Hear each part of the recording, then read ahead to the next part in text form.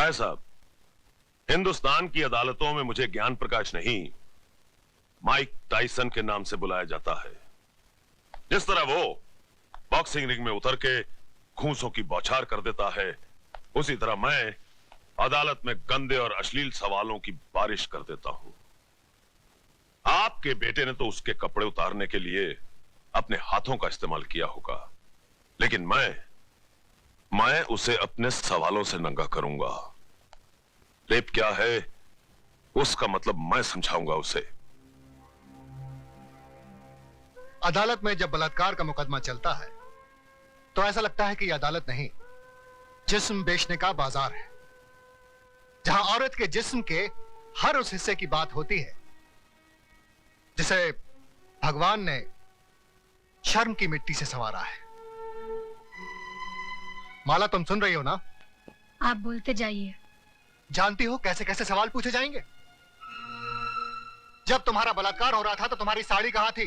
जांघों के ऊपर या जांघों के नीचे? ब्लाउज कहां था? बदन पे था या उतार लिया गया था? रेप करने वाले के हाथ तुम्हारी जांघों पर थे या तुम्हारे स्तन पर? चुप कर वकीला, चुप कर। अगर मेरी बेटी से ऐसे गंदे गंदे सवाल पूछे जाएंगे तो नहीं चाहिए मुझे इंसाफ। लेकिन मुझे चाहिए इंसाफ। क्या पूछेगा वो वकील? यही ना कि उस लड़के का हाथ कहाँ था, जांघों पर या छाती पर? छाती क्या होती है वो मैं उसे बताऊंगी। यह है छाती, जिसका दूध पीकर हर मर्द की छाती चौड़ी होती है। इसे कहते हैं स्तन। अगर अपनी माँ का दूध पीते वक्त ठीक से न देख सका हो तो मैं उसे दिखाती हूँ। मैं औरत हूँ और मुझे फक्र है कि मैं वो काम कर सकती हूँ जो दुनिया का कोई भी मर्द नहीं कर सकता। अपने जिस्म में एक नए इंसान को जन्म दे सकती हूँ। अपनी छाती का दूध पिलाकर उसे बड़ा कर सकती हूँ, जो आगे चलकर राम या रहीम बनेगा। शाबाश माला, शाबाश। अगर हिंदुस्तान की हर औरत तुम्हारी तरह बेखौफ हो जाए तो इस समाज में औरत को वही दर्जा मिलेगा जो उसे मिलना चाहिए। शाबाश।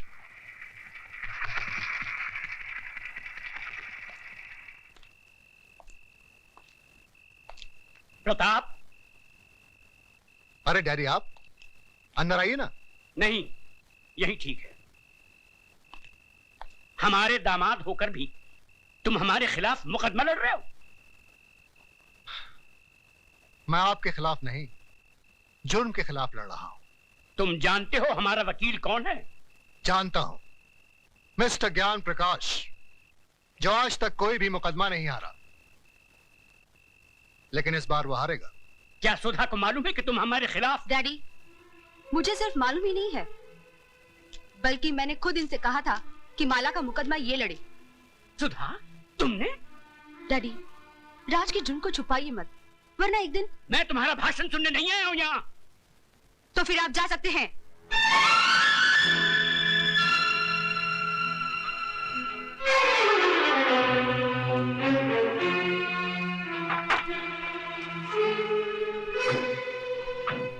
माय लॉर्ड, आज इस अदालत में एक बलात्कार का मुकदमा आया है। बलात्कार यानी कि एक लड़की के साथ जबरदस्ती करके उसकी इज्जत को लूटना। मेरी राय में ऐसे अपराधी को गोली मार देनी चाहिए।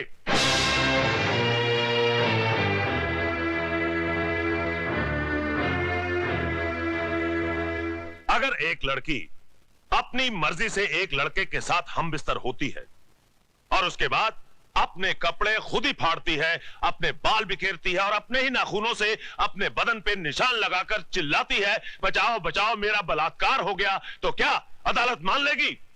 आई ऑब्जेक्ट योर ऑनर। मेरे फाजिल दोस्त मिस्टर ज्ञान प्रकाश एफआईआर में दर्ज रिपोर्ट को झूठा कह रहे हैं। झूठी रिपोर्ट को झूठा कहना गलत नहीं है वकील साहब। रिपोर्ट लिखी किस पुलिस अफसर ने थी माय लॉर्ड? उस पुलिस अफसर ने जो सरदार करतार सिंह के कर्ज तले दबा है और बचपन में एक चोर था। इंस्पेक्टर खान, क्या ये सच है? माय लॉर्ड, दरअसल आप सिर्फ हां या ना में जवाब दीजिए। ये सच है। That's all your honour. जिस इमारत की नींव ही खोखली हो, उस इमारत का अंजाम क्या होगा? आगाज हुआ ही नहीं और आप अंजाम तक पहुंच गए वकील साहब। इस हादसे के चश्मदीद गवाह हैं योर ऑनर 40 मासूम छोटे छोटे बच्चे, जिन्हें ना ही आपकी बुलंद आवाज का खौफ है और ना ही किसी अंजाम की परवाह। आप फिक्र मत कीजिए वकील साहब, धीरे धीरे सबको बुलाऊंगा इस कटहरे में। माय लॉर्ड, सबसे पहले मैं मिस माला से कुछ सवाल पूछना चाहता हूं।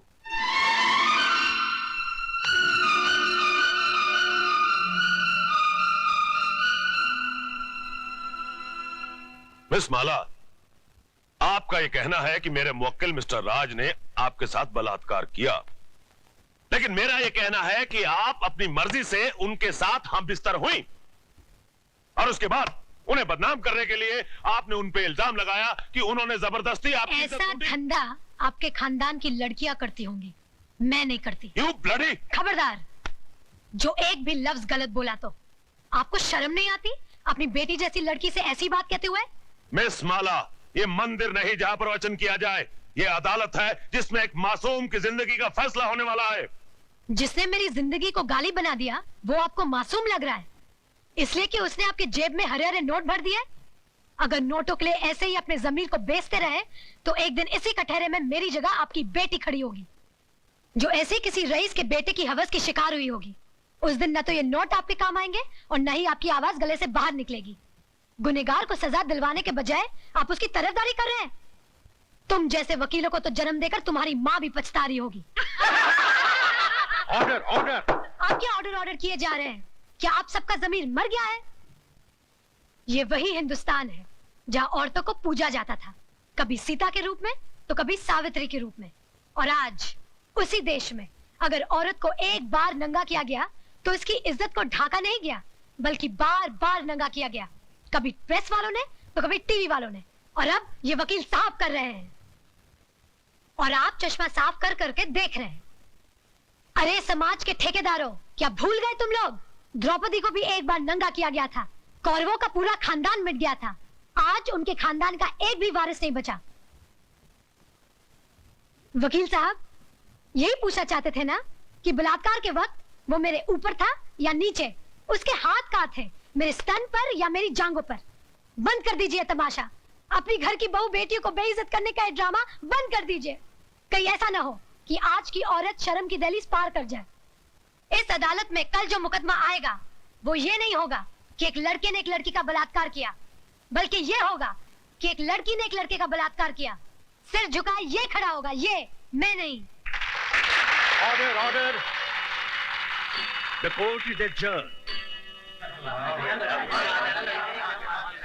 ये लड़की है या किसी देवी का अवतार? अरे पिछले 30 साल में मैंने बड़े से बड़े धुरंधर वकीलों को अदालत की धूल चटवा दी, लेकिन इसने मुझ जैसे पहाड़ को अपने पैरों तले रोन के रख दिया। मगर आप तो अपने आप को माइक टाइसन कहते थे। माइक टाइसन को भी कोई मर्द नहीं पछाड़ पाया था।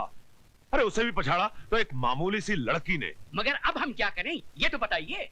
इससे पहले कि कल सुबह जज अपनी कुर्सी पर बैठे, माला को इस दुनिया से उठवा दीजिए।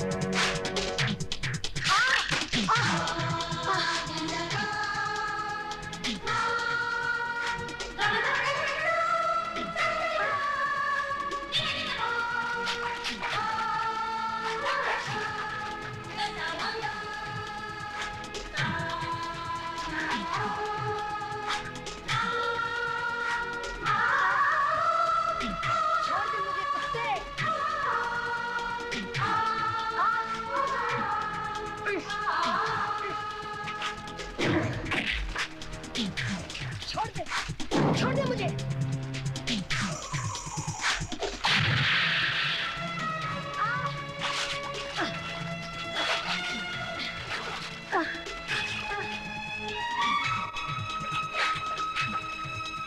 खोल दे साली का मुंह, इसके मुंह में तेजाब डालता हूं।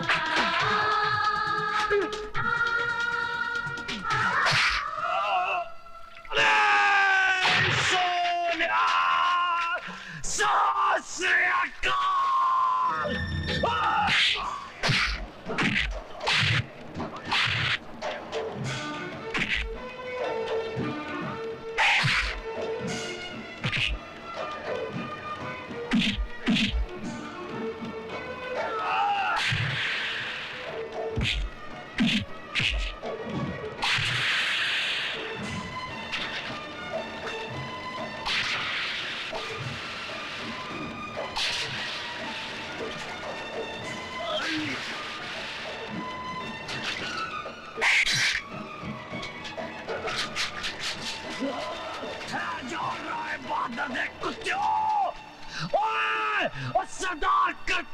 सिंह तोड़े फटे चक देगा। क्या डरा रहा है बहादुर पेड़ के टकेलू?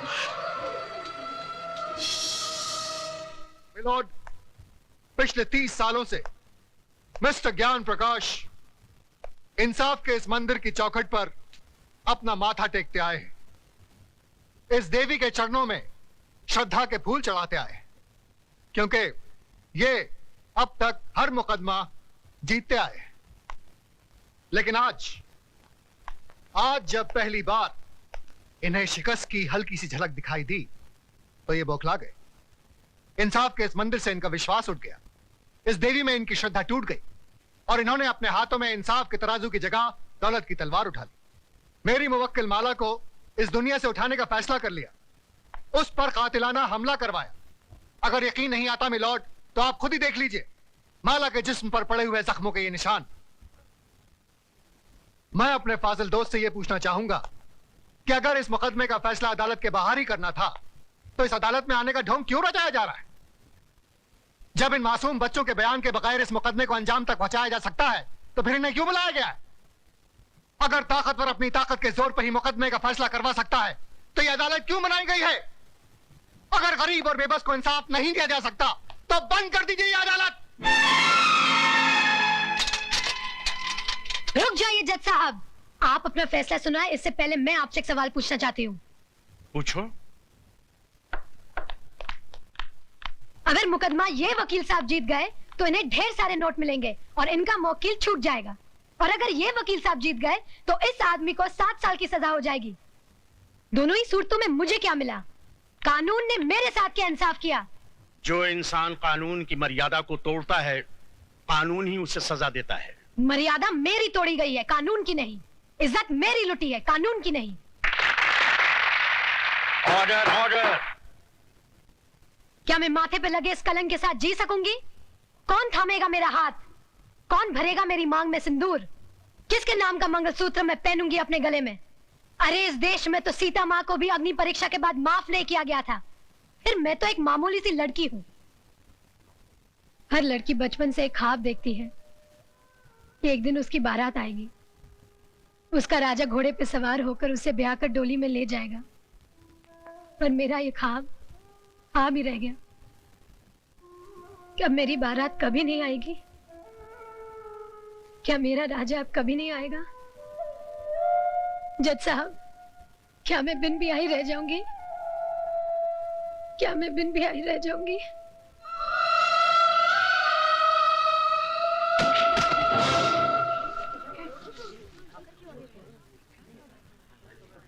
हाँ, अपने आप को दादा कहते हैं। सारा शहर कांपता है इनसे, मगर एक मामूली सी लौंडिया को खत्म नहीं कर पाए। अरे लानत है तुम पे और तुम्हारे आदमियों पे। अब खड़ा खड़ा मुंह क्या देख रहा है? Get the hell out of here you stupid asshole.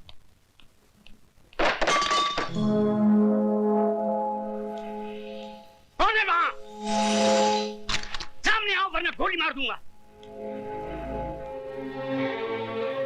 तुम किस किस को गोली मारेंगे साहब? एक गुनाह को छुपाने के लिए और कितने गुनाह करेंगे? पूरा शहर तुम्हारे नाम पर थूक रहा है, पूरे शहर को मिटाएंगे। साहब, इंसान ही बने रहना, भगवान बनने की कोशिश मत करना, वरना वो ऐसा मिटा देगा कि ना तुम जी सकोगे ना ही मर सकोगे। तुम्हारी ये मजाल कि हमारे सामने जबान खोलो। 40 साल लगे साहब, 40 साल, तब जाके जबान खुली है। पैसों से बहुत बड़े हो गए लेकिन इंसान छोटे रह गए। कौशल्या, तुम्हें तमीज नहीं मालिक से कैसे बात की जाती है? तुम तमीज सिखाओगी मुझे? जिसने तुम्हारे मर्द को पैजामे का नाड़ा बांधना सिखाया है? अरे बहू, जब घर में आग लगी हो तो पानी डालकर उसे बुझाया जाता है, लेकिन तुम उस आग में तेल डाल रही हो। अगर इसी रफ्तार से तेल डालती रही तो कुछ ही दिनों बाद यहाँ हवेली नहीं शमशान घाट होगा। इनफ इज इनफ, नमक हराम, दफा हो जाए यहाँ से। और खबरदार जो फिर इस दहलीज पे कदम रखा। फिक्र मत करो साहब, तुम्हारी दहलीज पर पैर तो क्या, उस पर थूकूंगी भी नहीं। दोनों तरफ के गवाहों के बयानात सुनने के बाद और तमाम हालात को मद्देनजर रखते हुए ये अदालत इस नतीजे पर पहुंची है कि मुलजिम राज ने जुर्म किया है और वो कानून का मुजरिम है। लेकिन कानून से पहले वो माला का मुजरिम है, जिसकी जिंदगी को उसने तबाह कर दिया और समाज में इज्जत से जीने का हक उससे छीन लिया। लिहाजा ये अदालत मुलजिम राज को ये हुक्म देती है कि जिस लड़की को नंगा करके उसने बेइज्जत किया, उसी लड़की से शादी करके उसे अपने घर की इज्जत बनाए।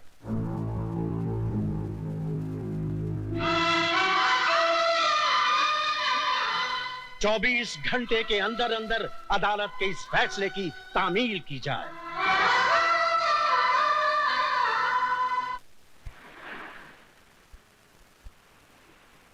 लिहाजा ये अदालत मुलजिम राज को ये हुक्म देती है कि जिस लड़की को नंगा करके उसने बेइज्जत किया, उसी लड़की से शादी करके उसे अपने घर की इज्जत बनाए। 24 घंटे के अंदर अंदर अदालत के इस फैसले की तामील की जाए।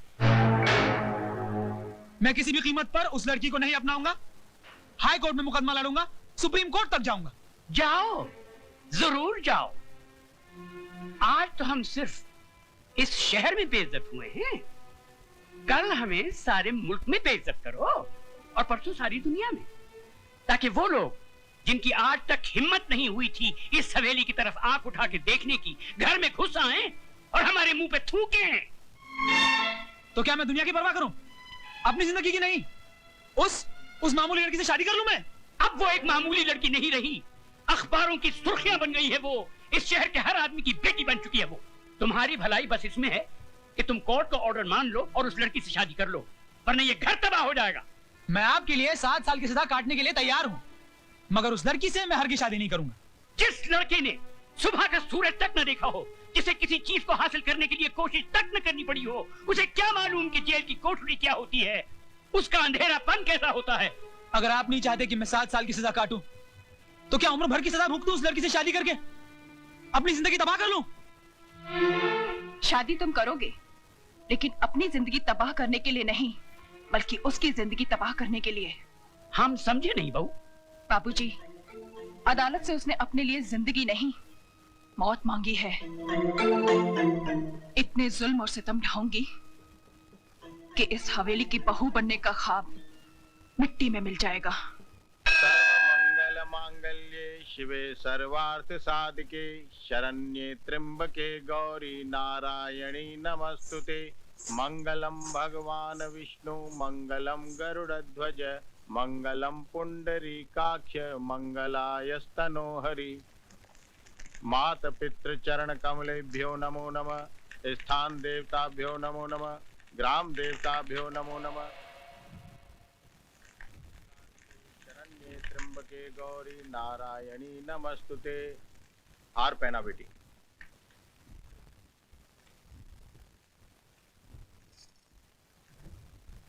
अपनी पत्नी की मांग भरो।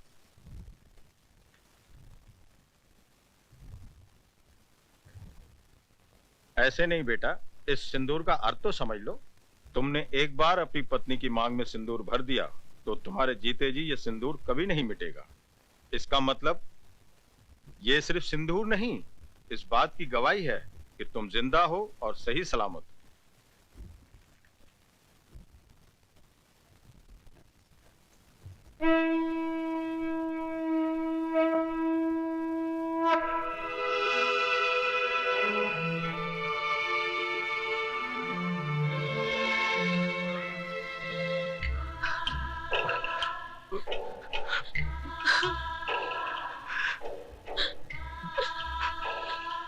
जा बेटी जा।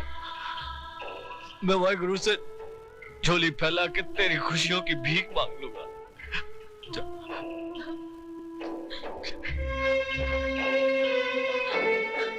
तुम्हारा अधिकार तो मैंने तुम्हें दिला दिया, लेकिन एक बात याद रखना, इस दुनिया में हक कभी मांगने से नहीं मिलता, छीनना पड़ता है।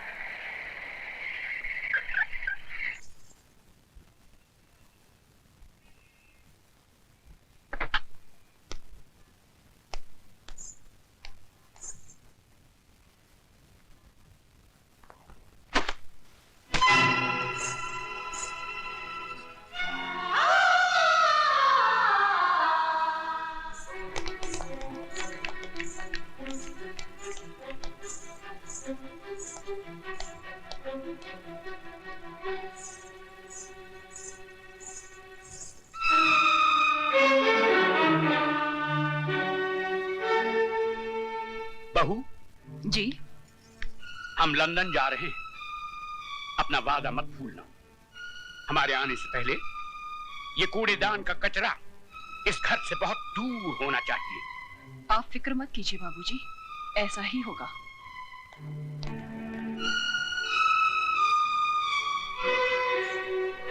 ओ महारानी, वहां कहाँ चली? जी मैं। रामू, जी मैम साहब। इनको जरा इनका महल दिखा दो। मुझे महल नहीं, मुझे मेरे पति के चरणों में जगह चाहिए। ओए होए, सती सावित्री की बात तो सुनो।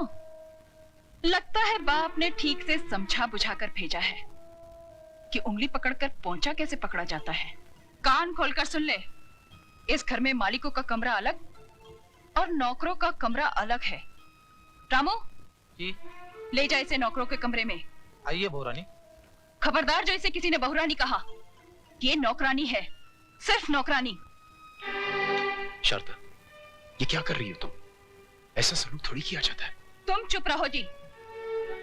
खबरदार जो तुमने इसकी तरफदारी की तो जाओ, जाके अपना काम करो।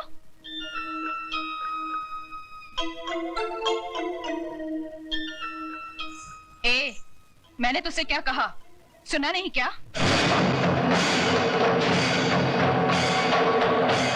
सुनो बड़ी बहुरानी, ये सिंदूर बाजार में 2 पैसे में जरूर मिलता है, लेकिन जब किसी औरत की मांग में भर दिया जाता है तो इसकी कीमत भगवान भी नहीं चुका सकता। फिर तू क्या चीज है? मेरा कद भले ही 5 फुट का है, लेकिन मेरी जुबान 10 फुट की है और हाथ 20 फुट का। दोबारा तमीज से बात नहीं की तो उसी म्यूनिसिपालिटी के स्कूल में भर्ती करा दूंगी जहाँ तेरा बाप चपरासी है। तूने मेरे बाप को गाली दी? मैं तेरे बाप को गाली क्यों दूंगी? तू तो खुद तेरे बाप के लिए एक गाली है, वरना अपनी छोटी बहन की दलाली करने यहाँ नहीं आता, समझा?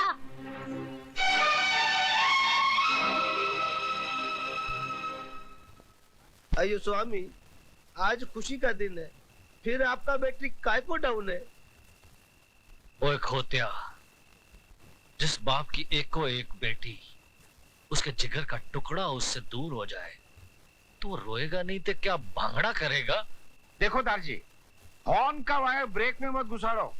अरे हमारा बहन कितना बड़ा घौर में शादी करके गया है। ये भी कोई शादी थी? मेरी बच्ची की ख्वाहिशें उसके दिल में ही रह गई। कैसे कैसे ख्वाब देखे थे उसने। बैंड बाजे के साथ उसका दूल्हा घोड़ी पे सवार होके बारात लेके आएगा, हजारों लोग उसके ब्याह में शरीक होंगे। इतना शोर ना शनाई, ऐसे बिना हुई बच्ची जैसे टोली में ले आरती में जा रही हो। दारजी, सदियों से माँ बाप के घर से बेटी ऐसे ही विदा होती रही है। आप तो सिर्फ दुआ कीजिए कि उस घर में खुश रहे।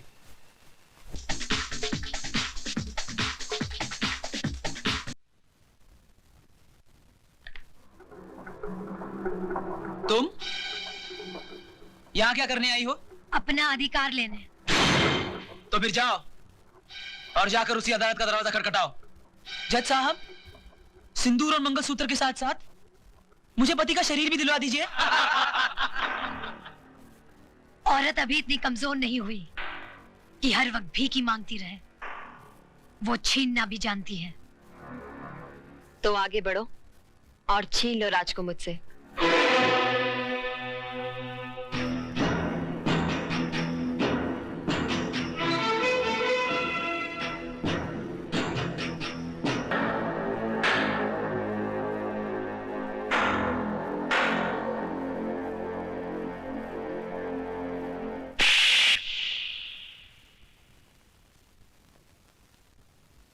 क्यों? आज मेरा चुम्मा इतना बुरा लगा? उस दिन तो बलात्कार करते हुए बड़ा मजा आ रहा था। मिस्टर हस्बैंड, मुझे भी तुम्हारे गले पड़ने या तुमसे शादी करने का कोई शौक नहीं था। गौर से देख लो मुझे, मैं हिंदुस्तान की अदालत की वो मोहर हूँ जो तुम्हारे माथे पे लगा दी गई है कि मैं तुम्हारी पत्नी हूँ और तुम मेरे पति। जब तक मेरी मांग में सिंदूर और गले में मंगलसूत्र है, दुनिया तो क्या, भगवान भी तुम्हें मुझसे अलग नहीं कर सकता। वरना सबको धक्के मरवा के निकलवा दूंगा यहाँ से। ओए पुत्र, हम तुम्हारे बाप की तरह हैं और बाप से आप कह के बात करते हैं, वरना सारा ताप निकाल दूंगा। लेकिन ये कोई तरीका नहीं है इस तरह किसी के घर में घुसने का। तरीके तो कई और हैं मिसेस रमेश, लेकिन क्या करें, मजबूर हूं। कोर्ट ने हमें सिर्फ इतना ऑर्डर दिया है कि मैं माला की देखरेख करता रहूं। For now. तो ठीक से देख लीजिए, आपकी गुड़िया ठीक है या कहीं से टूट गई है? ओ बीबी, अगर हमारी गुड़िया गलती से भी जरा सी टूट गई ना, तो तुम सबको मैं ऐसा तोड़ूंगा, जिंदगी भर जोड़ नहीं सकोगे। दारजी, आप फिक्र मत करो, मैं बिल्कुल ठीक हूँ और इन्हें ठीक करना भी जानती हूँ। वैसे नमूना नंबर 1 तो दिखाई दिया है, धीरे धीरे बाकी के नमूने भी दिखा दूंगी। बोले सोनिहा।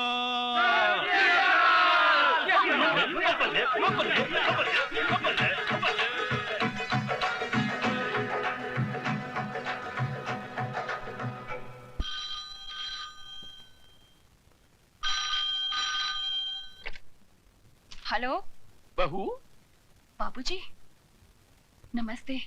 उस कचरे के डिब्बे को घर से बाहर फेंका गया कि नहीं? जी जी। क्या तुम ये नहीं चाहती कि तुम्हारी छोटी बहन हमारे घर की बहू बने?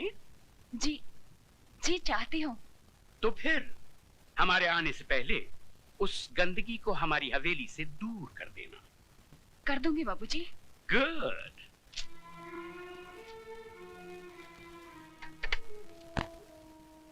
किसका फोन था दीदी?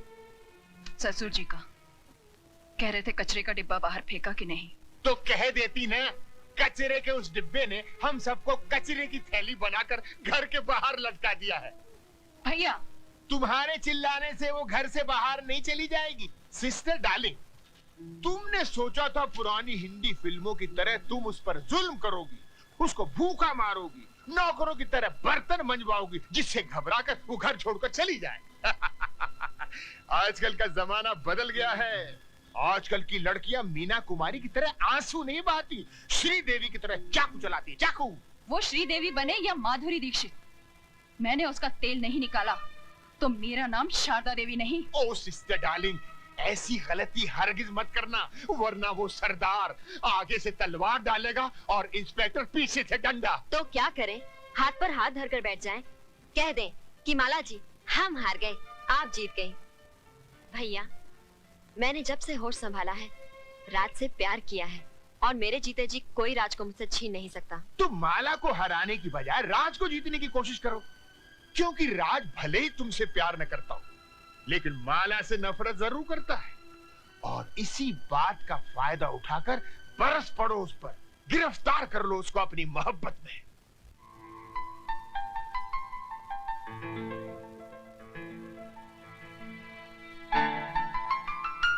ऑफिस जा रहे हैं? तुमसे मतलब? मतलब तो है, मैं आपकी बीवी जो हूँ। मैं नहीं मानता तुम्हें अपनी बीवी। मानेंगे, आप भी मानेंगे।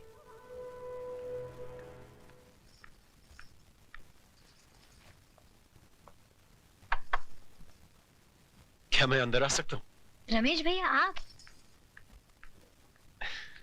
अरे जीती रहो, सदा सुहागन रहो।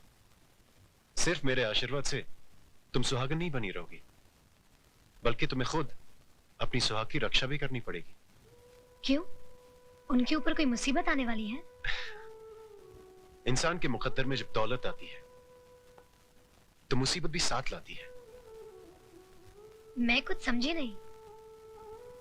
शराब और जुए के नर्क से आदमी को वापस लाया जा सकता है, लेकिन अगर मर्द किसी दूसरी औरत के पल्लू से बन जाए तो उसे सिंदूर और मंगलसूत्र भी वापस नहीं ला पाएंगे।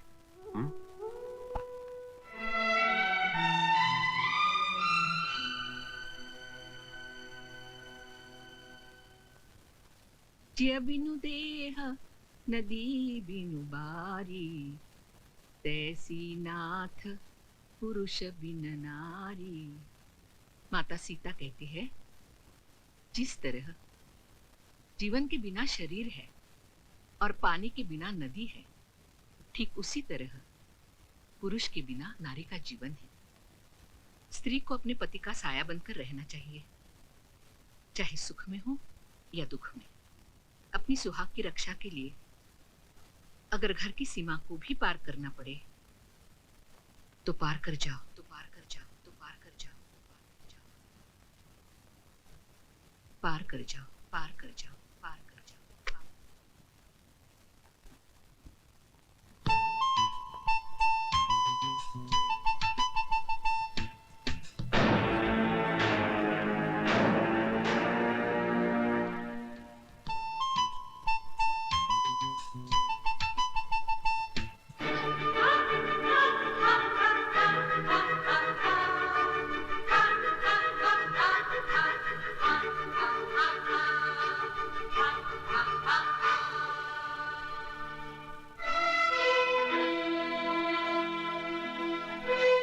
तुमको इतनी भी तमीज नहीं है कि बिना इजाजत किसी के यहाँ नहीं जाना चाहिए? तुम सिखाओगी मुझे तमीज? तमीज होती तो मेरे मर्द की बाहों में एक बाजारू औरत की तरह ना पड़ी होती। You bitch! ये अंग्रेजी गाली अपने पास ही रखना। हिंदी में एक गाली सुना दी तो सारा खानदान कब्र से बाहर आ जाएगा। माला, चिल्ला मत चुड़ैल, वरना बाल पकड़ के यहाँ से घसीटते हुए ले जाऊंगी। एक बात सुनती जाओ, जिस समय बहुत गर्मी है तो अपने बाप से कह देना, एक सांड ढूंढ के ला देगा।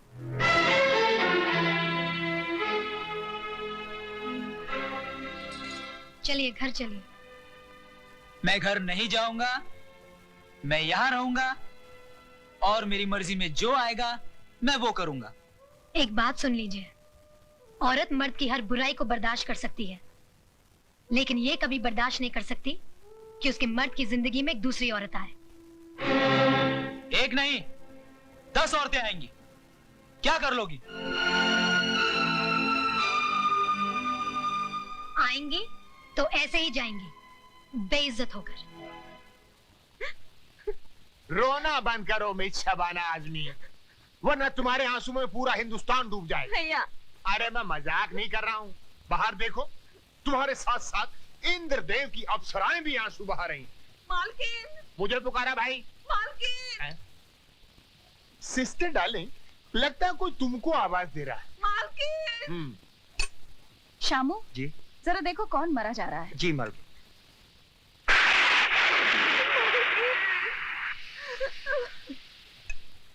मालकिन, नीचे कौशल्या आई है। फिक्र मत करो साहब, तुम्हारी दहलीज पर पैर तो क्या, उस पर थूकूंगी भी नहीं। शामू उसे ऊपर लेकर आओ। मालकिन! मालकिन! मेरे पोते को बचाइए, बुखार आ गया है इसे, बेचारा बेहोश हो गया है। यहाँ क्यों लाई है इसे? ये क्या सरकारी अस्पताल है? मालकिन, इसे अस्पताल दाखिल करना है, मुझे 500 रुपए दे दीजिए, इसकी जान बच जाएगी। क्या समझ कर आई है यहाँ? सरकारी खजाना पड़ा है। मालकिन, हमारे माँ बाप तो आप ही हैं, आपका दरवाजा नहीं खटखटाएंगे तो और कहाँ जाएंगे? क्यों इतनी जल्दी भूल गई? तूने ही तो कहा था कि आपके दरवाजे पर कभी थूकने भी नहीं आऊंगी। भूल हो गई थी मालकिन। हर भूल की सजा है। मैं तेरे इस बच्चे की जान बचा लूंगी अगर तू मेरी चौखट पर थूक कर चाटेगी तो।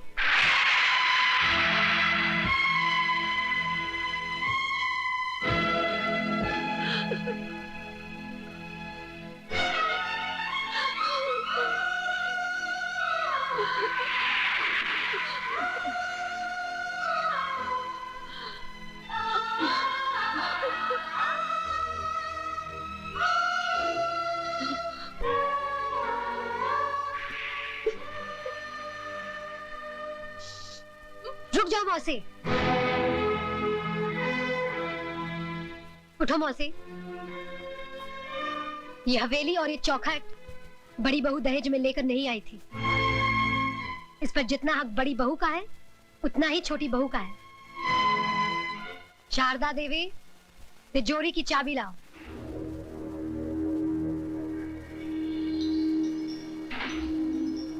चाबी लाओ बड़ी बहू।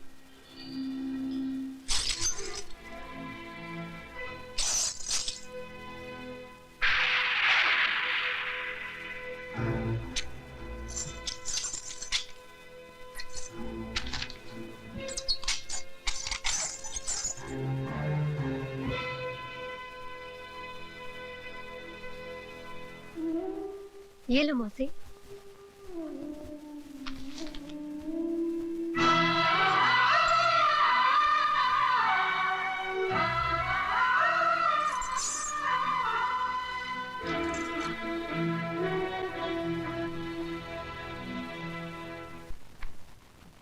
ये लड़की है कि फूलन देवी? अरे खड़ी क्या हो, जल्दी जल्दी कपड़े बांधो, वरना अभी तो उसने सिर्फ तिजोरी की चाबी छीनी, फिर कहीं आ गई तो सारे कपड़े उतरवा देगी। इलाहाबाद नंगा जाना पड़ेगा, नंगा। दीदी, मुझे तो बहुत डर लग रहा है, तुम भी हमारे साथ चली चलो। ठीक है, लेकिन तुम लोग ये मत समझना कि मैं उससे डर कर जा रही हूँ। नहीं नहीं नहीं नहीं, हम लोग तो उसको डरा के जा रहे हैं।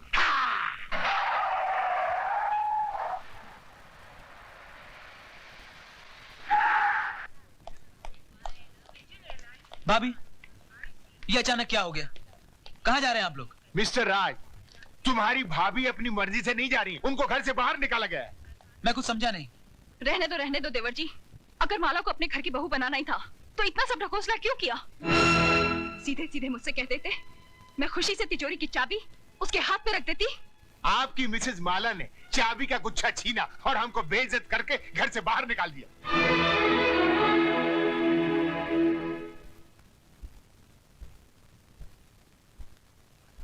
माला, माला,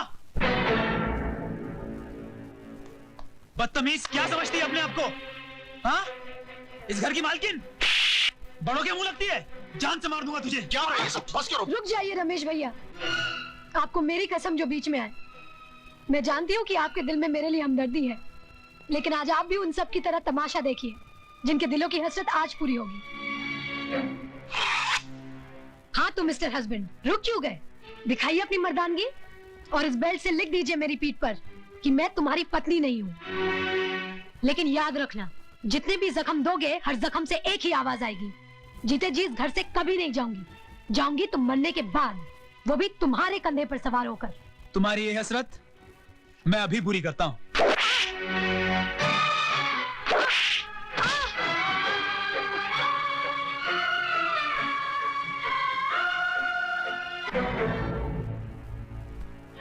अगर तुम मेरी बेटी का सुहाग ना होता तो मेरे कदमों में माला की बजाय तेरा सर होता।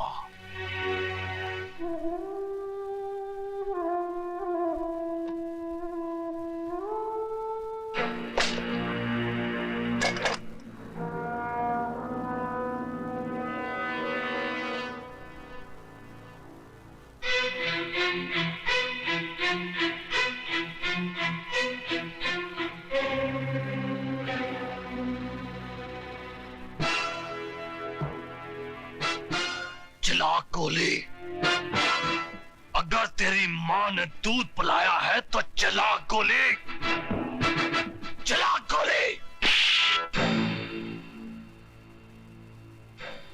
मामा जी, आप? मर गया तेरा मामा। मामा जी, अगर डैडी को पता चला कि आपने मुझ पे हाथ उठाया है तो क्या कर लेगा तेरा बाप? नौकरी से निकाल देगा ना? निकाल दे नौकरी से। मामा जी, आप अपनी औकात भूल रहे हैं। औकात मैं अपनी नहीं भूल रहा हूँ, रिजर्व बैंक की औलाद। औकात तू अपनी भूल रहा है, तू। मामा, तुम सठिया गए हो। मैं अभी डैडी को फोन करता हूँ, वो तुम्हारी ऐसी खबर लेंगे। अरे तेरे बाप में अगर दम होता तो पीठ दिखाकर लंदन नहीं भागता। वो जानता था कि वो हार गया है। वो अपनी दौलत से हिंदुस्तान के कानून को नहीं खरीद पाया, इसलिए सर पर पैर रखकर यहां से रफू चक्कर हो गया। बहुत हो गया मामा जी, अगर अब आप 1 मिनट में इस हवेली से दफा नहीं हुए तो पुलिस को बुलाकर यहाँ से धक्के मारकर निकलवा दूंगी। तो फिर देर किस बात की है बहू? बुलाओ, पुलिस को बुलाओ। हम भी देखते हैं कि कौन इस हवेली के बाहर जाता है और कौन जेल के अंदर। ये जख्म देखते ही तुम्हारे हाथ में ये जो सोने के कड़े हैं ना, ये लोहे के कड़े हो जाएंगे। माला की तरफ से गवाही मैं दूंगा कि हमारी बड़ी बहू ने अपनी छोटी बहन का टाका फिट करने के लिए अपने भाई के साथ मिलकर साजिश की और राज को उकसाया कि वो माला को अपनी जिंदगी से उठाकर बाहर फेंक दे। माय डियर सिस्टर, मैं इलाहाबाद चलता हूँ, बाबूजी वहाँ अकेले हैं। भैया मैं भी तुम्हारे साथ चलती हूँ। हाँ बेटर बेटर। देखा राज, जब जहाज डूबने लगता है तो सबसे पहले उसे चूहे छोड़कर भागते हैं। अरे पगले, इतनी प्यारी गुड़िया तेरी जिंदगी बनकर आई और तू इससे ठोकर मार रहा है। आओ बेटी। राज,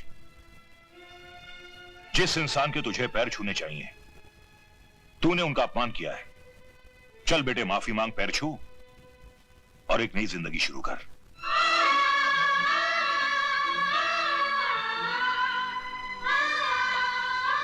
मुझे माफ कर दीजिए। ऐसा अनर्थ मत कर बेटा, मैंने तो कन्यादान किया है। तू मेरे पैर छुएगा तो मैं तो सीधा ही नरक में चला जाऊंगा। देखा बेटे, इसे कहते हैं महान आत्मा। तूने इनकी बेटी पर इतने जुल्म ढाए और इन्होंने तुझे एक पल में माफ कर दिया।